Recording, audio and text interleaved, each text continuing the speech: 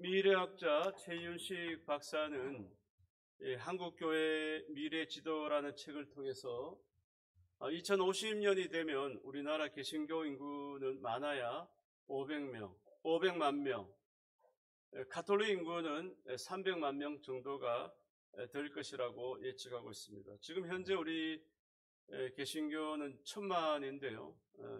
다 합치면 엄청난 인구가 많죠. 그러니까 개신교가 지금 50년대 되면 앞으로 향후 30년만 지나면 줄어서 다 합쳐도 1000만 명이 안 된다는 그런 이야기입니다. 그러면서 그는 이 한국 기독교가 100년의 역사 속에서 부흥할 수 있었던 세 가지 원동력을 말하고 있는데, 우리 한국교회는 짧은 역사간에 얼마나 전 세계에 유례없는 부흥과 성장할 수 있었던 이유가 있습니다. 그 첫 번째가 뭐냐면, 그 첫 번째 원동력은 교회학교 아이들입니다. 교회학교 아이들이 자라서 지금 한국교회의 든든한 버팀목이 되었다는 것입니다. 두 번째는 그 어느 나라보다도 한국교회는 이 폭발적인 전도 운동을 전개했다는 것입니다. 그리고 그 현장 가운데 강력한 성령의 역사가 일어나 부흥의 물결이 더욱 거세졌다는 것이죠. 지난 우리 70년, 80년, 90년 이때 얼마나 교회가 전도 폭발이, 한국 교회가 얼마나 성령의 부흥의 역사들이 일어난지 몰라요. 세 번째는 이 한국의 복음화를 위해서 보이지 않는 곳에서 눈물 흘리며 기도한 수많은 믿음의 선조의 기도가 있었기에 한국 교회는 이만큼 부흥할 수 있었다는 것입니다. 하지만 지금 한국 교회는 이 세 가지 원동력의 힘을 점점 잃어버려 가고 있습니다. 교회학교 아이들은 점점 줄어들고요. 전도의 열기는 없어요. 다 식었어요. 기도하는 그리스도인 역시 점점 줄어드는 것이 오늘의 현실입니다. 계속해서 최윤식 박사는 한국 교회의 미래를 위해서 다음의 것을 회복하라고 권면하고 있습니다. 첫째는 한국 교회는 교회학교 교육을 회복해야 한다는 거예요. 이 교회학교 아이들을 복음으로 잘 양육해야 한국 교회의 미래가 있다는 것입니다. 오늘 이 교회학교 아이들의 교육을 소홀히 하면 앞으로 향후 20년, 10년, 30년 뒤에는 한국 교회의 미래가 없죠. 이 땅의 영적인 새싹들이 왕성하게 자라도록 교회가 온 힘을 다해서 아이들을 섬기고 그들에게 하나님의 나라와 예수님을 소개하는 일에 앞장서야 한다는 것입니다. 둘째는 한국 교회는 거룩성을 회복해야 한다는 것입니다. 그 무엇보다도 교회 안에 성결함을 회복해야 하는 거예요. 지금은 그 어느 때보다도 한국 교회 안에는 세속화의 물결이 급속도로 밀려오고 있습니다. 그래서 그로 인해서 복음이 혼탁해지고 교회의 거룩성이 무너지고 교회 성도들의 개개인의 삶의 세속성으로부터 거룩성이 회복되어져야만 한국 교회에 미래가 있다는 것입니다. 셋째, 한국 교회는 성령님의 강력한 통치를 회복해서 세계 선교를 향한 지도를 다시 그려가야 한다는 것입니다. 한국 교회는 지난날 얼마나 강력한 성령의 역사들이 있었어요. 1907년 때부터 한국교회 평양 대부흥의 그 열기가 계속 이어진 거죠. 100여 년 동안. 길선주 목사님 이 평양 교회부터 해가지고 또 우리 한국 남한에 있는 많은 교회들이 성령의 역사가 있었습니다. 오늘 우리 한국 교회는 성령의 역사를 소멸하지 말고 교회가 더욱 성령 충만하여서 성령의 역사와 능력을 회복해야 하는 그런 귀한 기로에 서 있는 것입니다. 여러분, 사도행전 19장에 보면 바울 사도가 에베소에 가서 제자들을 만나서 대화를 하는 가운데 너희가 믿을 때 성령을 받았느냐 이럴 때 아니라 우리가 성령의 계심도 알지 듣지도 못하였노라 이렇게 말씀하고 있어요. 바울 사도가 믿을 때 성령을 받았느냐? 아니 우리 듣지도 알지도 못한다. 여러분, 교회 에베소 제자들이 성령을 알지 못하는 거예요. 믿기는 하나 성경은 듣지도 알지도 못했다는 것을 말씀하고 있는 거죠. 그 바울이 이들에게 세례를 주고 나서 안수할 때 그들 가운데 성령이 임하고 방언도 하고 예언도 하였더라, 이렇게 말씀하고 있습니다. 여러분, 우리 한국교회는 에베소 교회처럼 믿기는 하지만 성령도 알지 못하고 듣지도 깨닫지도 못하고 관심도 점점 줄어들고 있는 것입니다. 오늘 위기의 한국교회의 성령으로 변화를 받고 성령 안에서 하나님의 뜻과 사명을 이루어가는 복된 역사들이 다시 회복되어야 할 줄 믿습니다. 여러분, 지난 주간에 우리는 또 그 전에 주간에 하나님을 알게 하옵소서. 올 한 해 또 주제 선구가 에베소서 1장 17절 말씀처럼 지혜와 계시의 영을 주시사 하나님을 알게 하옵시고. 여러분, 우리가 하나님을 알아야 돼요. 아는 만큼 믿어주고 아는 만큼 순종하게 되고 아는 만큼 또 하나님께 영광을 돌리는 것이죠. 우리가 안다는 것은 지난번에 말씀드렸지만 지식으로 아는 것을 아는 게 아니에요.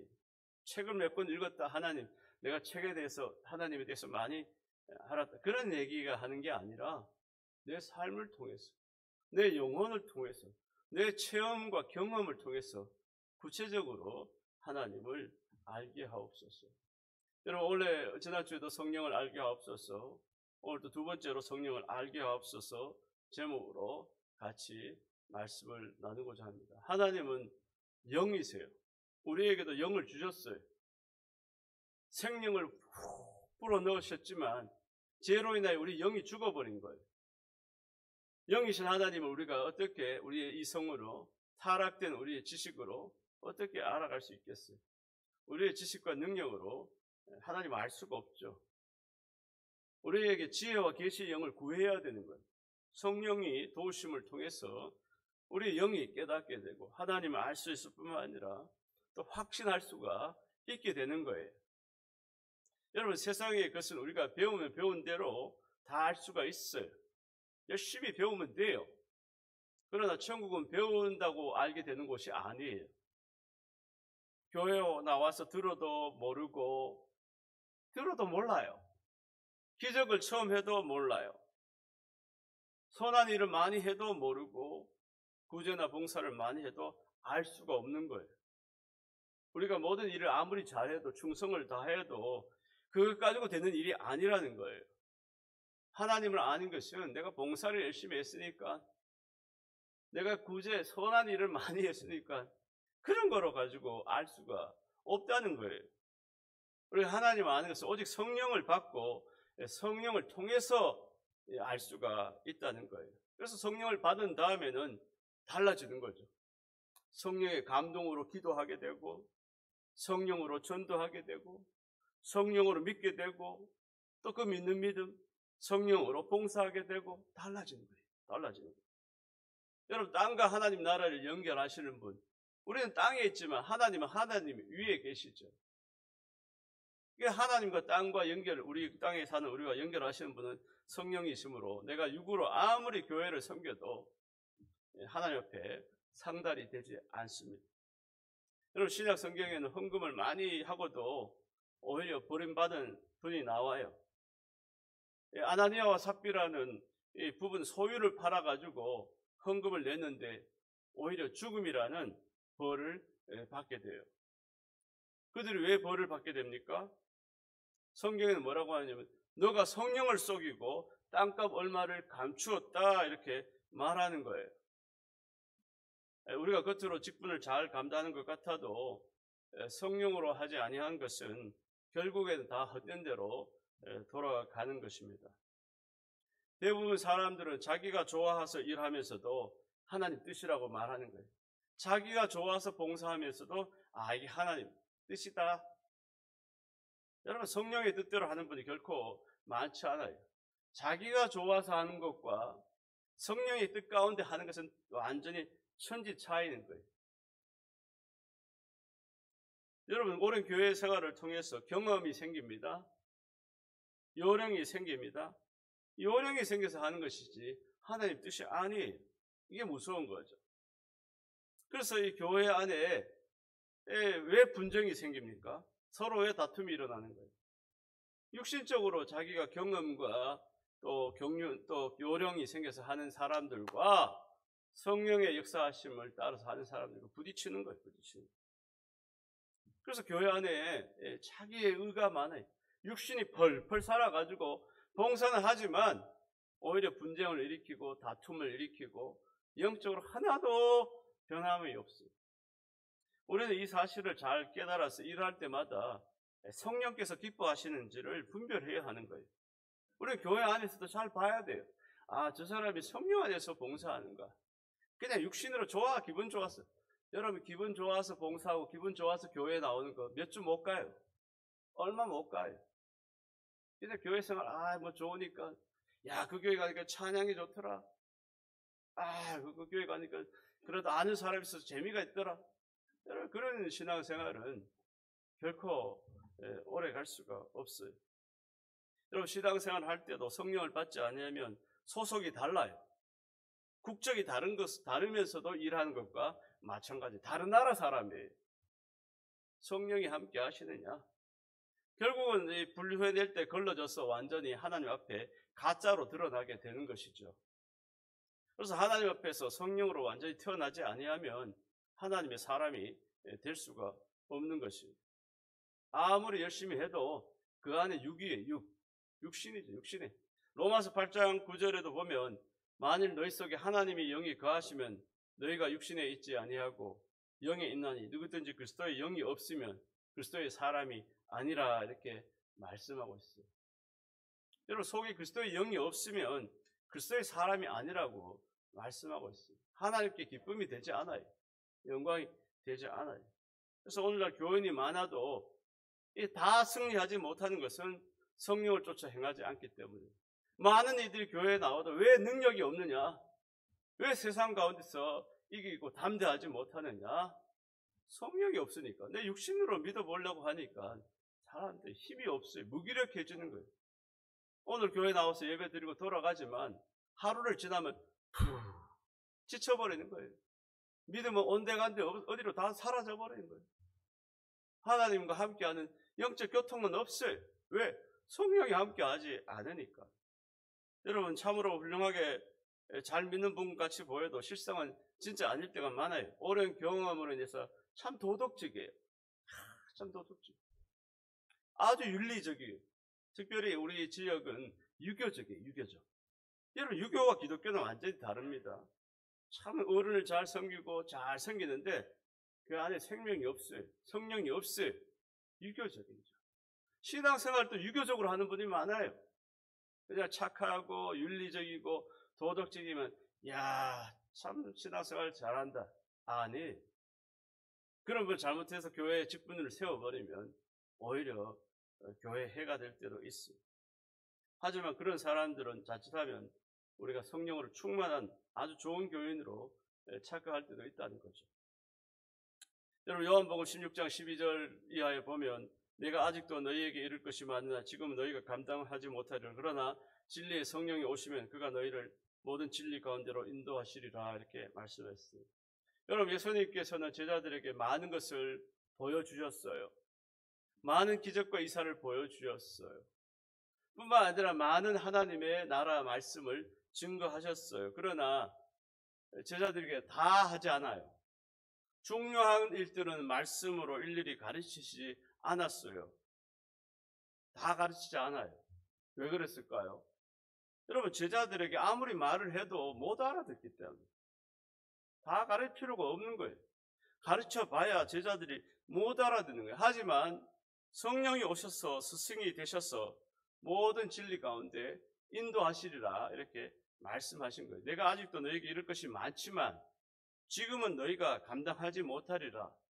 그러나 진리의 성령이 오시면 그가 너희를 모든 진리 가운데로 인도하시리라 이렇게 주님께서 말씀하셨어요. 지금은 감당치 못해요. 알아듣지를 못해요. 아직 신앙의 소자예요. 그러니까 아무리 얘기한들 못 알아듣는 거죠. 여러분 어린아이에게 아주 수학의 초등학생들한테 수학의 어려운 공식들을 가르쳐 주면 알아듣겠어요? 못 알아듣는 거와 마찬가지죠. 여러분, 우리는 주님의 말씀을 읽고 살 때가 많습니다. 살아가면서 지나친 걱정을 많이 하고 살아가요. 여러분, 우리는 직장, 결혼, 사업 혹은 누구를 만날 것인가, 이 모든 문제를 성령의 뜻에 따라서 움직이는 것이고 깨닫고 알아가는 것 또한 성령의 가르침을 통해서 알아가시는 거예요. 그래서 다시 말해서 우리의 모든 삶은 무엇이든지 성령으로 행해야 된다는 거예요. 오늘 하루만 기분 좋아서 주일 와서 예배 드리고, 아니, 늘 우리가 성령과 월, 하, 수, 목, 금, 아니 365일 늘 성령과 직장 생활에도, 교회 생활에도, 결혼 가정의 생활에도, 사업에도 늘 성령과 함께하는 거예요.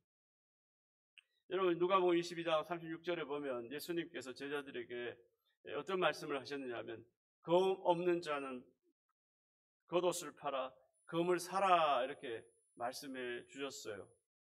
유대인들의 옷을 보면, 의복 문화를 보면 겉옷을 보면 속이 다 비치게 되는 거예요. 그런데도 주님은 베드로에게 이 겉옷을 팔아서 검을 사라, 이렇게 말씀하셨어요. 누가복음 36장 38절에도 정말 이 베드로가 어떻습니까? 성격이 어때요? 그냥 아주 그냥 급하죠. 다혈질이잖아요. 그리고 나가서 정말 사와요. 그들이 여짜오되 주여 보소서 여기 검둘이 있나이다. 검둘이 있나이다. 대답하시되 족하다 하시니라. 여러분, 베드로는 정말로 예수님 말씀을 그대로 알아듣고 돈을 구해 가지고 대장간에 가서 검을 사옵니다. 여러분, 성령의 은혜를 받지 아니하면 그 말의 참뜻을 깨닫지 못할 것이라고 주님께서 말씀하셨듯이 베드로는 어리석게도 예수님 말을 그냥 잘못 이해하고 칼을 그냥 사온 거예요.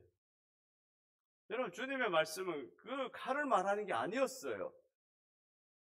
여러분, 제사장의 부하들이 예수님을 마지막 그 겟세마네에서 결박하려고 할 때 베드로는 그 칼을 빼어든 거예요. 그 칼을 빼어들고 이때다 하면서 대제사장의 종 말고의 귀를 탁 이렇게 잘라버렸어요. 그 칼로. 근데 예수님께서 뭐라고 말씀하시느냐? 내가 그 칼을 말했더냐? 칼을 도로 칼집에 꽂으라. 또한 칼을 쓰는 자는 그 칼로 망하느니라, 이렇게 말씀하셨어요. 여러분, 예수님이 말씀하신 칼은 그 칼이 아니에요. 그런데 이 제자들은 그 칼을 샀을 뿐만 아니라 계속 갖고 있다가 마지막 순간에 그 칼을 잘못된 방법으로 써버린 거죠. 예수님께서 말씀하신 것은 칼은 바로 성령의 검을 얘기하는 거예요.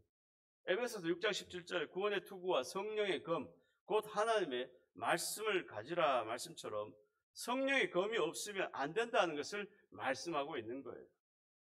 여러분, 베드로는 이 말의 참뜻을 몰랐어요. 그렇지만 나중에 성령 받고 나서 이것을 깨닫게 됐구나. 자기가 참 어리석었구나.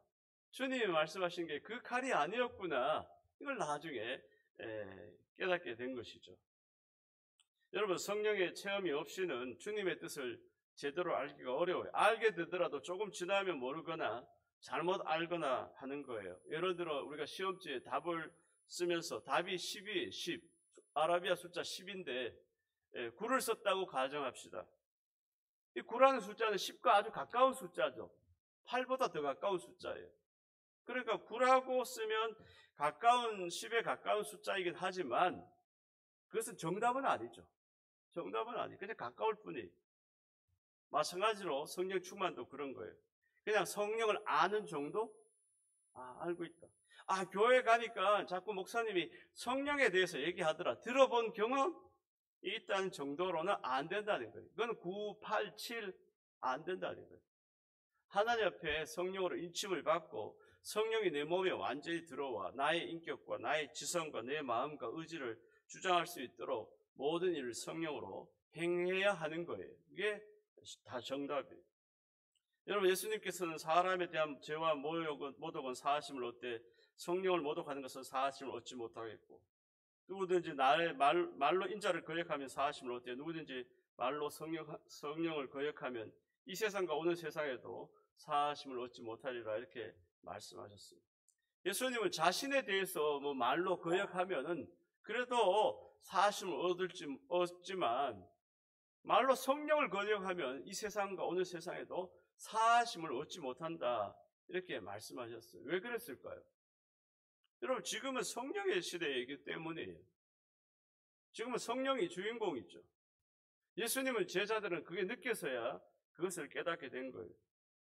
여러분, 구약에는 예수님을 믿지 않아도 괜찮았어요. 예수님 믿을 수도 없었죠. 그 이후에 오셨으니까. 구약시대 때는 하나님을 믿고 순종해야 했던 거예요. 그리고 예수님 당시에는 예수님의 말씀을 따르고 순종하는 거예요. 예수님의 말씀을 따르고. 그러나 성령의 시대에는 성령의 뜻대로 살아가는 것이 곧 하나님 뜻대로 사는 거예요. 성령의 뜻대로 사는 것이 하나님을 기쁘시게 하는 것이고, 성령의 뜻대로 사는 것이 예수님을 잘 믿는 것이고, 성령의 뜻대로 사는 것이 바로 은혜의 삶을 사는 거예요. 그래서 우리는 성령을 받아야 돼요. 그래서 성령이 내 안에서 어떻게 하나님의 뜻대로 살도록 도와주시고, 또 성령 뜻대로 살면 예수님을 잘 믿는 거예요. 예수님. 여러분, 우리는 잘 믿을 수가 없잖아요. 그래서 오늘 이 시간에는 여러분, 성령이 함께하는 성도는 어떻게 다른가, 우리 세 가지를 살펴보고자 합니다. 첫째는요, 성령이 함께하는 성도는 지켜야 할 것은 반드시 지킵니다. 여러분, 성도가 지켜야 할 게 뭘까요? 성도가 지켜야 할 것은 믿음이에요. 믿음. 여러분, 내 스스로의 힘으로 믿는 것은 오래 가지 못해요. 내가 원래는 작심하고 열심히 교회 생활 잘하리라, 내가 열심히 믿어보리라, 열심히 성경을 읽어보리라. 여러분, 작심삼일이에요.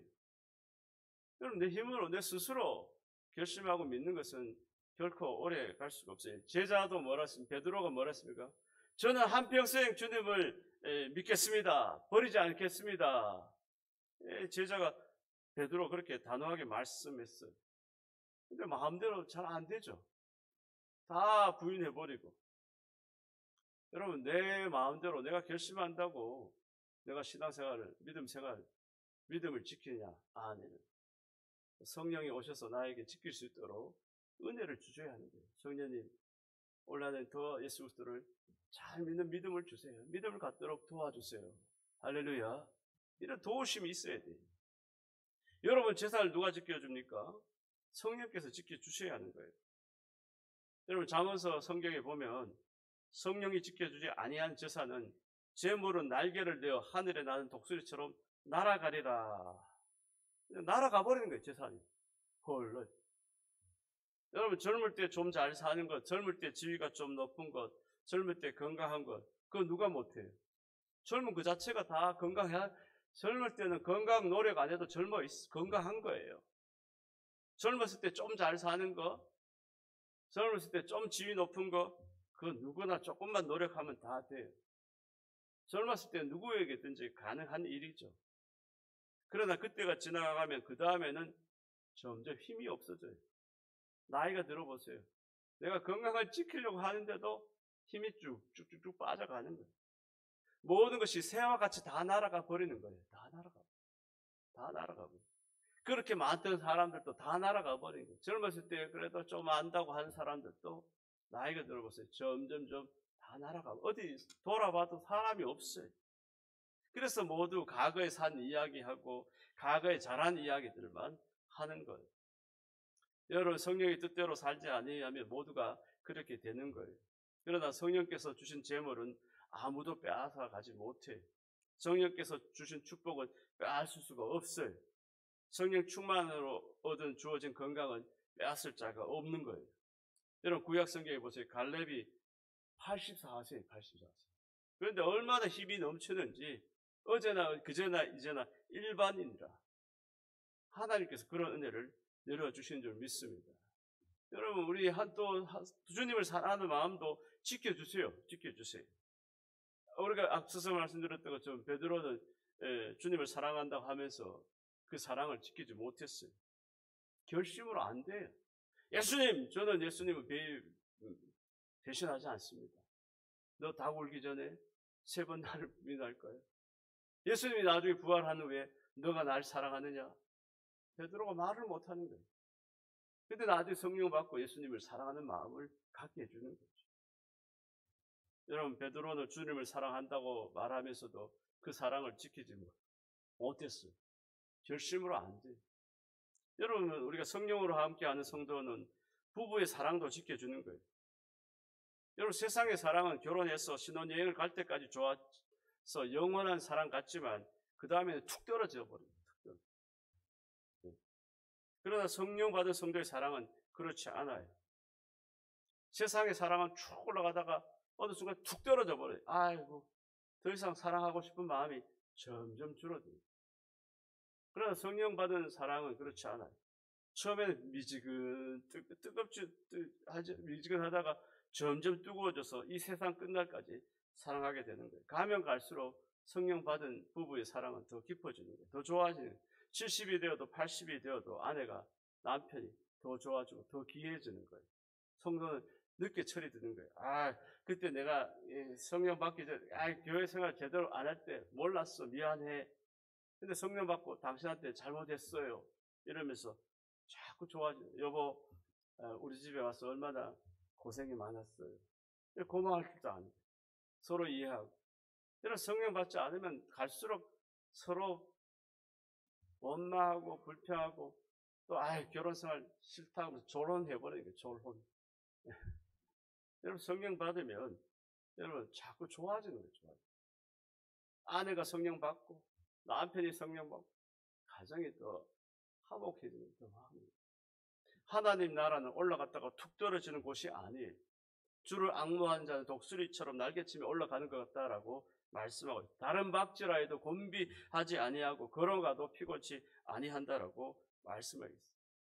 여러분, 성령이 함께하는 성도는 피곤치도 아니하고 곤비하지 않도록 성령께서 늘 세움을 주시고 독수리 같은 은혜를 주시고, 할렐루야, 날마다 하나님을 향해서 위로 향할 수 있도록 올라가는 힘을 주시고, 또 그렇게 성령께서 우리의 삶을 인도해 주신 줄 믿습니다. 여러분, 둘째로 성령으로 함께하는 성도는 잘못된 것을 깨닫고 고쳐 나가는 것입니다. 여러분, 우리 인간에게는 잘못된 점이 많습니다. 불의한 것도 부족한 것도 허물도 많습니다. 잘못하지 않으려고 스스로 아무리 애를 써도 점점 더할 뿐이에요. 술 마시는 사람이 안 마시려고 애를 써도 점점 더 술이 생각나게, 더 안 마시려고 하면 할수록 점점 더 술이 생각나고, 담배를 안 피우려고 내가 어떻게 절대로 담배 금연해야지. 근데 자꾸 담배 맛이 생각이 나는 거예요. 자꾸 생각. 원래는 어쨌든 우리 부부가 싸움하지 말아야지. 안 싸우려고 하는데 더 싸우게 되는 거예요. 더. 도박하는 사람이 원래는 나는 도박 끊어야지. 안 돼요. 안 돼. 안 하려고 해도 더 하게 되는 거예요. 여러분, 세상의 문제는 애를 쓸수록 점점 더 깊어져 가는 거예요. 오히려 문제를 더 크게 만들 뿐이에요. 고린도후서 4장 16절에 보면 그 사람은 낡아지나 우리의 속사람은 날로 새로워지다라는 말씀이 있어요. 그 사람은 낡아지죠. 우리 속사람이 날로 새로워진다. 여러분, 성령께서 내 안에 오시면 원천적으로 잘못된 생각을 없애주는 거예요. 내 마음과 생각을 바꿔주시는 거예요. 제가 아는 집사님들은 술을 얼마나 좋아하는지 몰라요. 교회 다니기 전에 매일같이 술 마시고 술 친구들 야, 나와 술 마시고 오늘 한잔 하자. 그랬던 집사님들이 교회 나와서 은혜 받고 성령 받으니까요, 술도 싫고 세상 친구도 싫고 다 싫어지는 거예요. 그 사람은 낡아지나 우리의 속 사람은 날로 새로워지도다. 여러분, 우리가 성령이 오셔서 성령이 뜻대로 살아야 의롭게 살아갈 수 있을 뿐만 아니라 우리 마음에 일어나는 악과 불의와 강팍함을 제거해 주는 거예요. 제거해 주는 거예요. 야, 저 사람 진짜 못됐다. 진짜 강팍하다. 그런데 성령이 들어가면요, 완전히 부드러워지는 거예요. 부드러워지고. 제가 아는, 직접 알지는 않지만 유명한 교도소에 유명한 장로님이 있어요. 교도소에 이분 아주 독사예요. 독사.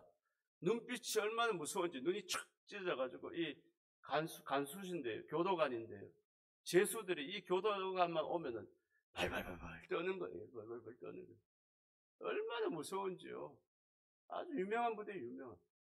그런데 이 부인이 얼마나 이 남편을 위해서 기도했는데요, 남편이 변화받고 지금 장로가 됐어요. 장로가 전국을 돌아다니면서 간증을 하는데 얼마나 얼굴이 바뀌었는지요. 완전히 달라졌어요. 이 찢어진 눈빛이, 무섭던 눈빛이 얼마나 사랑이 넘치는지. 여러분, 성령이 역사하시면 속사람이 바뀌어요. 잘못된 습관들, 술, 도박, 마약 끊을 수 있도록 성령께서 도와주시는 것입니다. 오늘 우리에게 필요한 것이 무엇입니까? 성령이. 다른 것으로는 문제를 해결할 수가 없는 거예요. 모든 것을 완벽하게 다 안다고 해도 아는 것으로 끝날 뿐이지 거기에는 아무 힘이 없어요. 내가 아는 지식, 아는 거, 그거는 아무것도 아니에요. 그거는 힘이 없어요. 그냥 아는 것이. 그러나 성령은 힘이에요, 힘. 성령은 우리를 잘못된 불의와 죄악에서 완전히 고쳐주시고 건져주시는 능력이 있는 하나님이세요. 할렐루야. 성령이 오면 바뀌어요. 여러분, 우리 가정의 아버지가 성령 받아야 합니다. 어머니가 성령 받아야 해요. 자녀들도 성령을 받아야 돼요. 여러분, 오늘 우리 자녀들 참 심각한 거는 지금 우리나라도 참 이게 위험한 거예요. 이렇게 학교를 가면 동성애가 얼마나 많은지 몰라요, 우리 자녀들. 그걸 자연스럽게 받아들여요. 학교에서도 그거를 자꾸 이렇게 제재를 안 해요. 우리 아이들이 학교 갔는데 어느 날 이상하더라, 달라졌더라, 이상해졌어요. 남자가 남자를 좋아하게, 여자가 여자를 좋아하게 돼. 여러분, 이게 뭔 얘기가 아니에요. 가까운 우리들의 얘기예요.